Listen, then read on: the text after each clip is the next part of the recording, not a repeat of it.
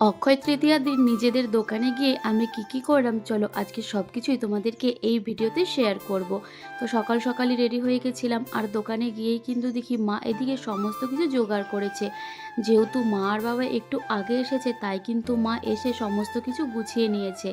যেহেতু মা ওইদিকে সব কিছু গুছিয়ে নিয়েছে তাই এদিকে আমি, দিদি আর আমার ভাগনা মিলে কিন্তু এই সমস্ত ক্যালেন্ডারগুলো ভাঁজ করে নিচ্ছিলাম। যেহেতু মিষ্টির সাথে আমাদের এখানে ক্যালেন্ডারও দেওয়া হয় তাই কিন্তু এই সমস্ত ক্যালেন্ডারগুলো প্রত্যেক বছর আমরা সবাই মিলে এইভাবে গুছিয়ে নিই। দেখো ক্যালেন্ডার গোছাতে গোছাতে সবাই মিলে খুব হাসি ঠাট্টা মজা করতে করতে আমাদের লেগে গেছিলো প্রচণ্ড গরম, তাই কিন্তু বাবা এনে দিয়েছিল এই দইটা। আর এই দইটা খেয়ে কিন্তু নিজেদের মনটাও শান্তি হয়েছে আর মনটাও পুরো খুশি হয়ে গেছে। যাই হোক, তোমরা কারা কারা আমার মতো এরকম দই খেতে ভালোবাসো কমেন্ট করে জানিও। ওইদিকে দই খেয়ে কিন্তু এই দোকানে এসে দেখি এখানে পুজো শুরু হয়ে গেছে।